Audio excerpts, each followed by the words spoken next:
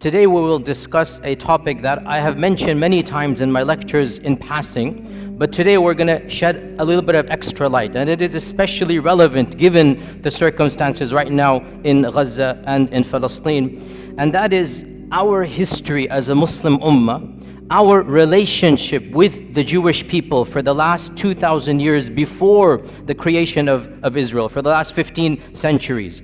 Because the fact of the matter is that it is truly sad in light of our contributions to the survival and the flourishing of these demographics that they seem to ignore and neglect all of these centuries of positive interactions. Because the fact of the matter, once again, Christian Europe treated this demographics in a very different way than we did. And multiple times in history, the Muslim ummah and the Muslim civilization played a vital role in protecting hundreds of thousands of persecuted Jewish people. So we need to be aware of this, and we need to know our own history. And again, only so much can be said for the history of 15 centuries. But as you're roughly aware, we went over this in detail this earlier part in a number of lectures. In the year 70 CE, in the time of Jesus Christ, after Jesus Christ, the second temple was destroyed, and so Judaism once again had its diaspora. They fled across the globe, so they didn't have a land. For the next 2,000 years, where were the Jewish people? Under Christian and then Muslim rule. For 1,500 years before 1947, 1,400 years before 1947, where were the Jewish people?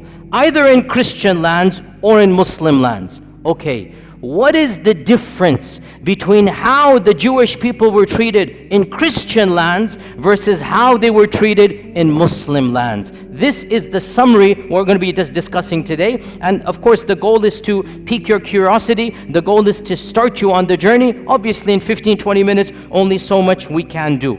We need to understand Christianity from its inception has been extremely intolerant of the Jewish people. Why? Because according to their theology, what did the Jewish people do to their own God, to the Son of God? Well, according to their theology, what did they do? They murdered the Son of God. So from the beginning, there's a term that is found in Christian literature. I'm not inventing this term. It's called Christ killers. This is what they called the Jewish people, Christ killers. And that is why, generally speaking, in ancient Christianity, medieval Christianity, Jewish people were not treated as equal citizens. They didn't have the right to own property in most of European history. They were forced to live in special areas. The ancient term for this in Venice, the Venetian term, is still used in English. Guess what that term is? Ghetto. That term ghetto, where does it come from? Now we use ghetto to mean what? A very poor, very impoverished part of the city. Well, it was called ghetto for the first time in Venice in the 1200s from a Venetian term to mean low class. It's literally a term that was used for Jewish people. The term ghetto in English comes from them having to live in a separate place of the city. Jewish people in Europe were prohibited from any noble profession. They had to take ignoble tasks. They were prohibited from owning land. They were prohibited from rising up in the ranks of nobility. In fact, the one job that they were not prohibited to do, and that's why they started to do this more and more, was the job that was prohibited by the church, and that is lending of money. The church said you cannot lend money on interest.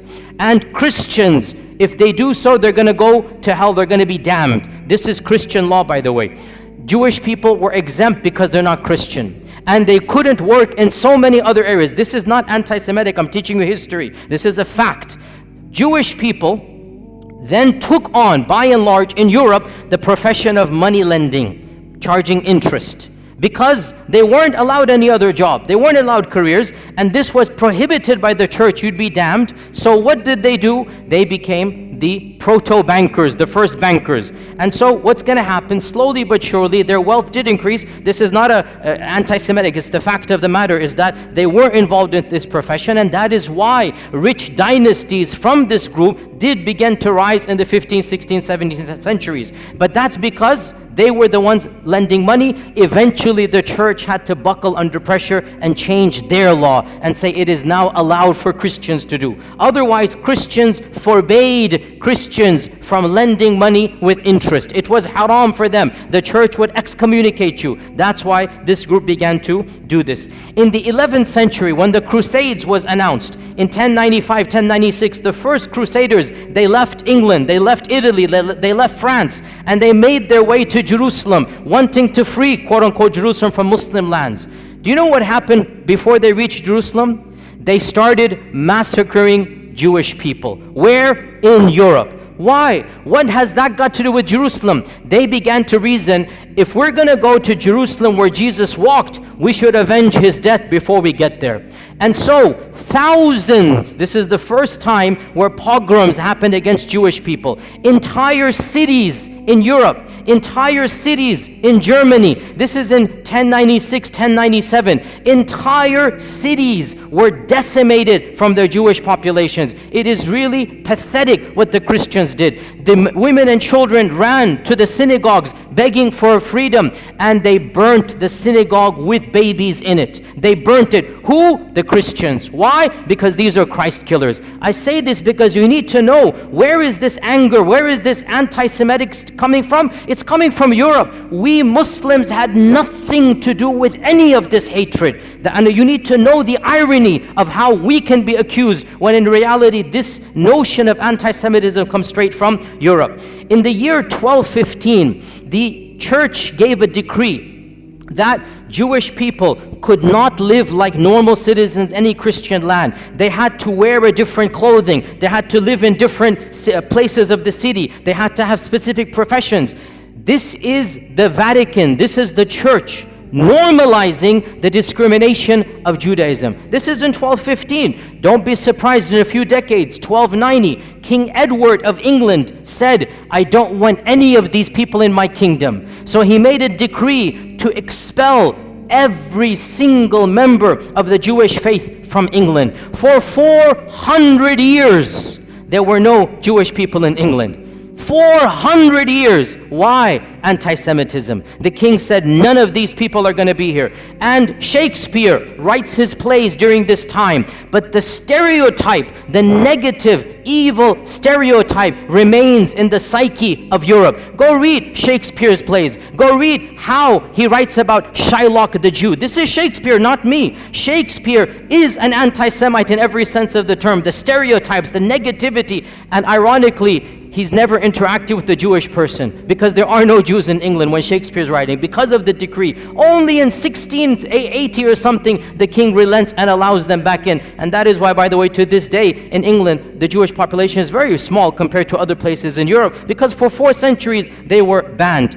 And one of the worst manifestations of anti-Semitism took place in Andalusia, but not under us. When Ferdinand and Isabella Reconquista, when they conquered Granada, the Muslim land, when they conquered Granada, the first decree, less than 1 week or 1 month after they took power, 1492, they made the decree. It's called the Decree of Al-Hamra because it was in the Hamra Palace. There shall be no Jewish people living in Andalusia. Hundreds of thousands of Jewish people were forced to convert to Christianity or were sent into exile. The entire population of Iberian Spain, and there were, we don't know, 300,000-400,000, 500,000 Jewish people, they were either forced to convert under torture or they had to flee for their lives. And this is one of the worst manifestations. Now you get to Hitler in the 1930s and 1940s, which is of course the worst anti-Semitic outburst in all of human history. And this needs to be said bluntly. Hitler did not come in a vacuum. Hitler is tapping into mainstream Christian notions of anti-Semitism. The term anti-Semite, the birth of anti-Semite, the notions of anti-Semite, it has nothing to do with Arabs and Muslims. It is European and Christian through and through, 100%. Even the term is invented by the Christians and used by the Christians. This is just a summary of Christian lands. Let's move on to Muslim lands. Subhanallah, wherever Muslims went and there were Jewish people, the Jewish people faced a type of flourishing. They were given a type of protection they could never find in Christian lands. And when Muslims conquered what is currently Iraq, what is currently Iran, Iraq had a large population of Jews in Baghdad from the time of the first expulsion, not even the second, from 500 BC, because the largest group of Jews from the first expulsion, they went to Iraq. So Muslims found large groups of Jews in Iraq. In Iran, Isfahan, hundreds of thousands of Jewish people, again from the first and second expulsion. And the Muslims came and found them, and they gave them protection under the treaty of Umar ibn al-Khattab. Jerusalem, when Umar ibn al-Khattab marched into Jerusalem, guess how many Jewish people were there? 0. Guess how many synagogues? 0. Jews were not allowed to worship in Jerusalem under the Christians. Guess who gave them the freedom to build the first synagogue after the collapse of the temple? It was none other than Umar ibn al-Khattab radiyallahu anhu. Umar ibn al-Khattab, acting upon Islamic commandments, acting upon prophetic guidelines. Jews and Christians are Ahli Kitab. They have the right to live freely. They have the right to worship. They have the right to build their synagogues and whatnot. Now, modern, liberals come along and they say, oh, the conditions of Umar al-Khattab are second-class citizenship. I'm not going to claim that Umar radiallahu anhu's condition is the same as secular America. It's not. But we're not comparing Umar ibn al-Khattab to secular America. Secular America is a different notion where religion plays no role. In the Islamic scheme of things, religion plays a vital role. So if you're a Muslim, yes, you get perks and privileges, no doubt about that. And if you're Ahl Kitab, there's certain things. For example, you cannot convert people to your faith. For example, the synagogue minaret, or the temple in the synagogue cannot be higher than the minaret of the mosque. I agree, these are conditions, but we're not comparing Umar ibn al-Khattab to modern liberalism. We're comparing Umar ibn al-Khattab to the rest of the world. The fact of the matter, never once in all of Islamic history was there a policy to kill all Jews. Was there a policy to persecute all Jews? Was there a policy to expel all Jews? So Umar ibn al-Khattab radiyallahu anhu allowed the Jewish people to come back into Jerusalem. This is the first time they could come back and build the first synagogue under the Khulafa al-Rashidun. And the rest, as they say, is history. That in Baghdad, when the Abbasids made their Baytul Hikmah, the famous house of wisdom, they hired the most competent translators regardless of their background. And because Muslim people weren't studying ancient Greek and whatnot, some of the best translators were from a Jewish background, because they're the ones studying ancient Greek, ancient Latin. And so Baytul Hikmah hired the top Jewish minds to be in charge of the House of Wisdom. And when the Fatimids and when the Umayyads of Spain instituted their own Baytul Hikmah, because they wanted to compete, there are 3 khilafas, they wanted to compete with one another. So they made their own institutes of publishing. They also hired the best and brightest minds regardless of their background. Jews and Christians were at the top of this list. You have to understand why. Muslims weren't studying ancient Greek and whatnot. These civilizations were. So the Khulafa and the Sultans hired these people and gave them the best salary so that they can work with them. And one of the most interesting examples in our own history in Andalusia was under the Ta'ifa kingdom of Granada in around 1000, 1030 CE, like basically literally 1000 years ago, the prime minister of Granada, the Sultan was Muslim, the prime minister was a rabbi, and his name is Ismail ibn Ismail ibn Naghrilla. And he was a rabbi, he was a learned man, he rose in the ranks until he became the prime minister of Qurtuba. This is a Jewish person, and the people loved and respected him. The Muslim population loved and respected him. The books of history mention that when the Reconquista began, because Reconquista took 500 years, right? When it first began, Ibn Naghrilla, this Jewish vizier, was leading the Muslim army in jihad to defend Qurtuba against the Crusaders. Can you believe this? And because in those times everybody dressed up in a particular garb, they wore Quranic talismans for the time, Ibn Naghrillah, it is said, wore the Quranic coat of armor, verses of the Quran, and he's leading the Muslims in actual jihad against the Christians who are invading against Qurtuba, and he defends and he wins and he protects Qurtuba. So this is the reality of Jewish life under the rule. Now, some people point out that 20 years later, a mini massacre occurs. And this, you have to be careful, sisters and brothers. When you read these types of things, do your research. Do your research. It is true,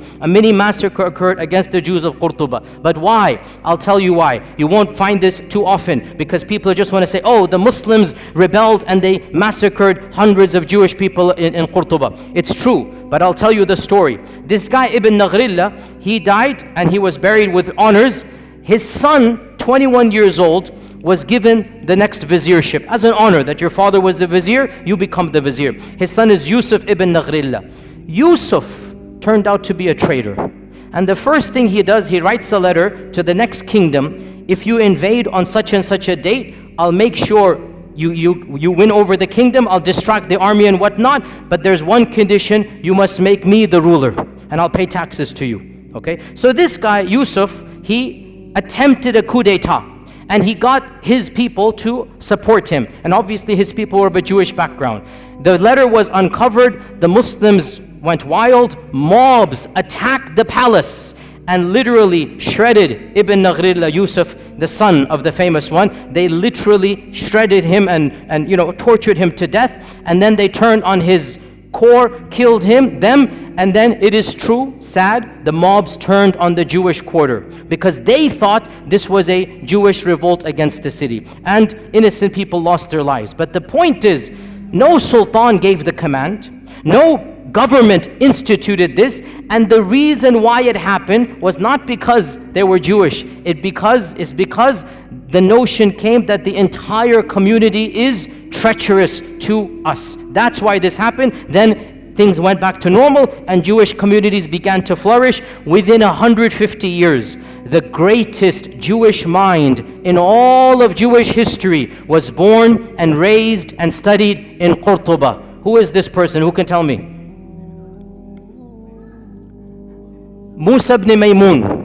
Rambam is what the Jewish people call him. The holy rabbi, Rambam. Memorize this name. That's a title, honorific title. Musa ibn Maymun, Moses Maimonides. In the entire history of Judaism, there is no theologian that is more respected and venerated than Rambam. Rambam, Moses Maimonides, born and raised in Qurtuba, traveled the Muslim world, died and is buried in Egypt, in Cairo. He spoke fluent Arabic. He went through the madrasa systems. In those days, if you wanted to study, you went to the madrasa, right? And the madrasa is religious. So you study the sciences along with Quran and tafsir and hadith and fiqh. So Musa ibn Maymun, as a Jewish student, was not just given the freedom, he excelled in his studies. And his biographers mentioned this. I'm not making this up. Read his modern day biography. He lived like a Muslim, prayed like a Muslim, recited Quran like a Muslim. Nobody forced him. It was free. Andalusia, you could be who you are. But he was in such awe of Islam that some people say he secretly converted for a few years. Allahu A'lam. But he lived like a Muslim in the dorms. And there was no pressure because in Andalusia, there was a type of religious freedom that was not found anywhere in Europe. You could be a Christian, you could be a Jew, you could be a Zoroastrian, you could be a Muslim, and everybody lived freely in Andalusia. But Rambam decided to act like and memorize the Quran like a Muslim. Eventually, he goes back to his rabbi, profession, and he begins writing. Now, this deserves an entire lecture. I don't have time to get into there, but it is one of my areas that I love to read about because intellectual history is my area. Moses Maimonides, listen, I'll just summarize it. He took Islamic concepts and he Judaicized them. Mainstream Judaism is influenced by Moses Maimonides, and Moses Maimonides is influenced by Islamic thought. Now, this is not a conspiracy. Again, look this up. In fact, there's an entire entry in the Stanford Encyclopedia. I just saw this today to make sure that I can reference to you. The Stanford Encyclopedia Online, which is one of the most largest online encyclopedias. The Stanford Encyclopedia of Intellectual Thought has an entire article, The Islamic Influences on Moses Maimonides. And of them, his proofs for the existence of God, his concept of God is coming straight out of Al-Farabi Al-Kindi. His notion of prophethood and what is prophethood. His notion of even theology. Pause here, footnote. Sounds strange, I know. But Judaism, by and large, did not concentrate, did not care about belief. Judaism cared about what? What? Law. Judaism cared about how you act. It had almost nothing to do with Aqidah. That's why they don't have any book on Aqidah. The first book of Jewish theology, who wrote it? Rambam. The first book. And you read this book, and you are reading Al-Farabi, Al-Kindi. You are reading Islamic Mu'tazili thought. His conception of God, of the attributes, of Qadar, his conception of prophethood, it is coming straight out of his madrasa training. And this is now mainstream Jewish belief. I'm not making this up. This is well known. Mainstream Jewish theology is coming straight out of Andalusian madrasa. He just changed it, made it a little bit. And he wrote a creed. To this day, the righteous or the observant Jewish people, the first thing they do when they wake up, they read Moses Maimonides' one-page creed. And it begins, Ana mu'minu, I believe in, just like Aqidah Tahawiyah, just like other Aqidas, it literally begins, I believe in, and there's 13 points. I believe in God, there is one, la sharika la type of stuff, literally coming out of Islamic thought. He has no partner, cannot be described in this and that, literally goes through, and it goes all the way, and I believe in resurrection, I believe in the Messiah that's going to come, one of the 13 points, I believe in the Messiah. So this is coming from Musa ibn Maymun. By the way, one interesting thing about Rambam, wallahi, so ironic. He became the best physician of his time because he mastered Ibn Sina. So he read Ibn Sina, he mastered Ibn Sina, now he's the best physician. He works his way up. Guess who he becomes the personal doctor to? None other than Salah ad-Din al-Ayyubi. Salah ad-Din al-Ayyubi takes him as his personal court doctor. For a period of time, he travels with Salah ad-Din. He is the primary doctor of Salah ad-Din Ayyubi. Nobody can accuse our religion of anti-Semitism. Nobody can accuse our sultans, our khulafa of hating people because of their different faith. It didn't happen that way. If you were talented, you were the best doctor, and it's so ironic. Salah ad-Din is conquering Jerusalem, and Rambam is his main doctor. Subhanallah. How can we not remind our Jewish brethren of this reality? Look at from where to where. Look at the past and now look at how that has flipped. Eventually, he went to Egypt. He lived in Egypt. By the way, he wrote most of his writings in which language? Arabic.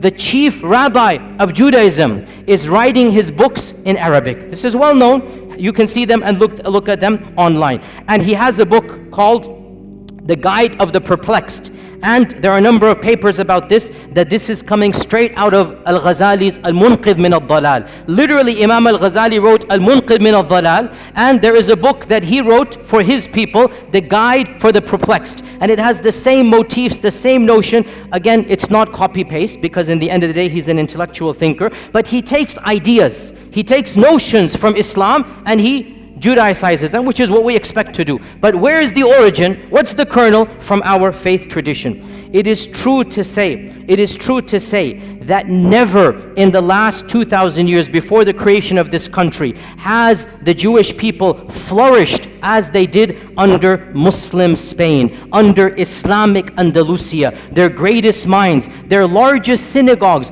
You can visit their synagogues to this day in Qurtuba, in Granada. They still have their synagogues that were built not under the Christians, under the Muslims. Now in 1492, Ferdinand Isabella come, the first decree, all Jewish people will leave or convert or die, be killed. Where did these 500,000 Jewish people go?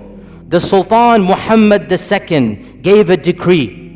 Anybody who flees from Andalusia shall be welcomed in our lands anywhere you are. And he said, any vizier, any governor, any businessman who impedes their settling, who stops them to settle in any city, shall be punished by the Sultan himself. Sultan Mehmed II welcomed hundreds of thousands of Jewish people in 1492 with open arms. He literally saved them from execution or forced conversion. And he was angry at Ferdinand and Isabella, and he goes, this is not a good policy. But he thanked them. He goes, but you are giving us your good minds, your good workers, don't worry, we will take them.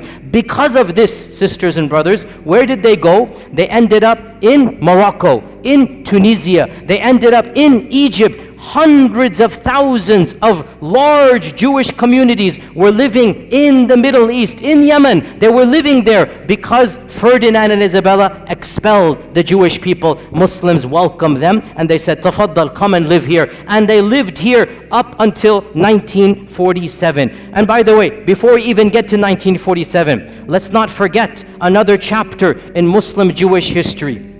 And this one, I was honestly surprised when I found out.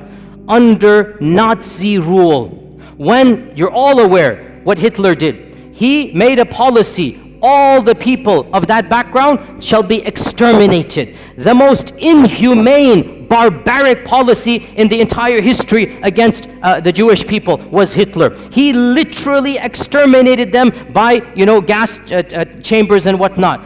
Guess who intervened where possible? In multiple countries, Muslims, sometimes at risk to their own lives, stood up and protected Jewish people. And wallahi, brothers and sisters, I say to you honestly, I have visited Auschwitz and Dachau. I have studied this chapter in history. Wallahi, I swear to you, if I were alive at that point in time, I would hope to Allah that I have the courage and bravery to stand up against the tyranny of Hitler and to protect innocent women and children. The way they were brutalized, the way they were rounded up and just killed for no reason. Innocent babies, we saw thousands of toys and thousands of shoes of children literally just piled up there, killed for no reason. I would hope I would have that courage as well. And I was so happy to hear so many people stood up. The Sultan of Morocco, interestingly, Morocco was under the French rule, and so technically it was not independent. Yet when the French said, give us your Jewish people, Sultan Muhammad V said, no way. These people are our brethren. They have lived with us for centuries. They shall not be handed over. So Sultan Muhammad refused to obey the Nazi policies under the French rule of the Nazis. Tunisia as well refused. The Ottomans refused. In Bosnia, the Muslims refused. And perhaps the most brave act of courage, because it wasn't a government, it was brave, in France, the Muslims who were under the Nazi occupation. So the Nazis, if you remember your history, they invaded France and they took it over. So you have Nazi rule in France for a few years. You literally had Nazis ruling France before the liberation in 1947. So Nazis are in control. Muslims were allowed to live as second-class citizens. The Imam of the Masjid, Bul Qadir, the Imam of the Masjid, the Grand Mosque of Paris, I visited it. It's a very beautiful masjid built in the 1930s. It's still standing to this day. It's a beautiful, iconic masjid in Europe. The Imam of the Masjid gave a secret talk to the Muslims, and he encouraged the Muslims, if you know any Jewish friends of yours, bring them in. We will protect them in our mosque. The basement of the masjid became a home for the Jews under Nazi rule in France. And this was engineered by the Imam, the Shaykh. And some people didn't have space. He forged Islamic documents and told them to dress like Muslims. And it is said he saved over 1,000 people by this policy. 1,000 Jewish people in France were saved by the Muslim community, who literally banded together. They didn't tell any secrets. There were families in the basement of the masjid, and those that didn't have space, the Imam personally forged IDs that these are Muslims. Because in the end of the day, what do the Nazis know? They look different, they talk different, they dress different. Khalas, they pretend to be Muslims. This is what you call Islamic rule. This is what is akhlaq of the Muslim. When this tyrant comes, you're not going to allow him to do this. You will protect them. And so it is truly sad that all of this history has been completely forgotten. What happened? Obviously you're aware, in 1947, it is estimated there were around less than 1 million Jewish people living in Arab and Muslim lands. Less than 1 million, maybe 900,000. That's a huge number, by the way, especially after World War II. After World War II, you had more Jewish people across the Middle East and Arab lands than anywhere in Europe, right? So almost 1 million living in Yemen, in Cairo, in Iran, in Morocco. These are all people of Jewish background. What happens in 1947? The country of Israel is formed, and they make a call, a plea, that if you come here, you will be given perks and land. If you come here, you will be given a better economic status. And so majority of them migrated. Why did they migrate? Put yourself in their shoes. It's their land from their perspective, obviously. They're getting their own people.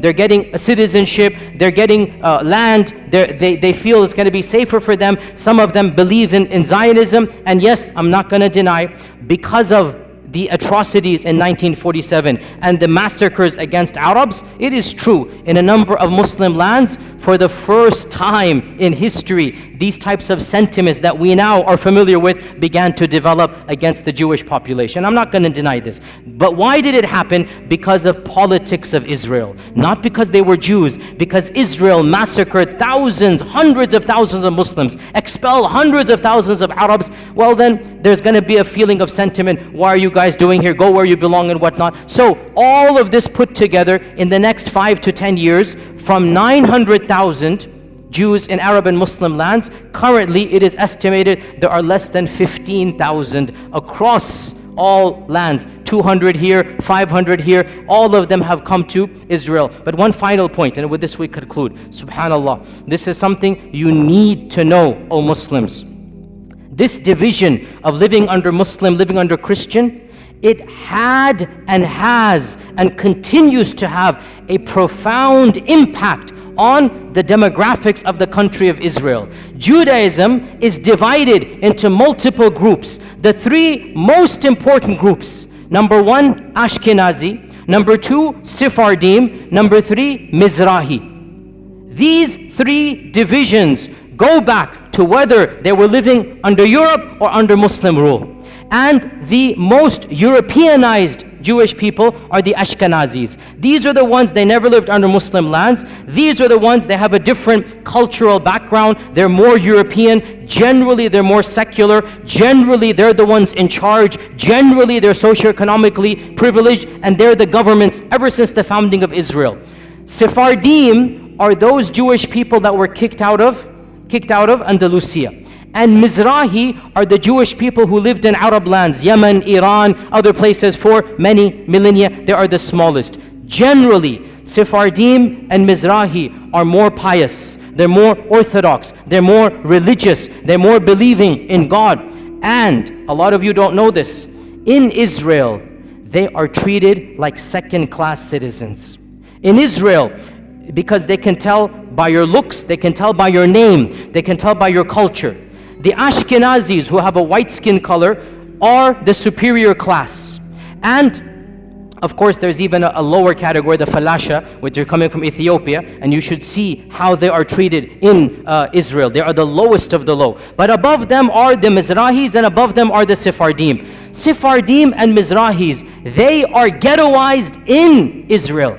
In the 40s and 50s, they were not given the land they were promised. They were not given the perks that the Ashkenazis were given to. They were not given government positions. And this caused, I'm not joking, you can look this up, in the 60s and 70s, political parties, some of them semi-violent, from the Sephardim, from the Mizrahi, were formed to fight against whom? Against whom? The Arabs? No, Ashkenazis. To fight for their rights. And these days there is a massive party in Israel called the Shas party, S-H-A-A-S, the Shas party. It is the fourth or the fifth largest party. It is a party that was founded to protect the rights of the Arab Jews, i.e. the Sephardim and the Mizrahi Jews, so that they have equal rights as the Ashkenazis. You have to realize racism is rampant in that group of people, even amongst their own. Any Jewish person who lived in Muslim lands, who spoke Arabic, who comes from an Arabic culture, is not treated with the same respect as the Europeans. And this is well known, open secret. Go look it up, go do your research in this regard. So this is one point. And I want to conclude on this point, sisters and brothers, and that is that we are not mentioning this. Wallahi, we are not mentioning this to remind them of a debt they owe us. No. We did this because Allah told us to do it, not because of them. We did this because our Prophet ﷺ taught us this is how we treat minorities. We would do it all over again. But we just want to show the world this is Islamic law. This is Islamic Sharia. The freedoms that they had, the intellectual, curiosities, the books that they produced, they couldn't produce a fraction of them in Europe in medieval times. And that is what we give to the world. It is truly sad. And we don't say this as a debt or a favor. We're just pointing out the facts. It is truly sad that the same descendants of those whom we saved, those who were given refuge with us, they have flipped the script and they are doing what Hitler did to them, they are doing to the very people who protected them. And we just say this as a historical fact and record. Otherwise, we complain to Allah and Allah alone. These are facts we should all know, and we are proud as Muslims of our history, and we're proud of our Sharia, and there's nothing to be ashamed of.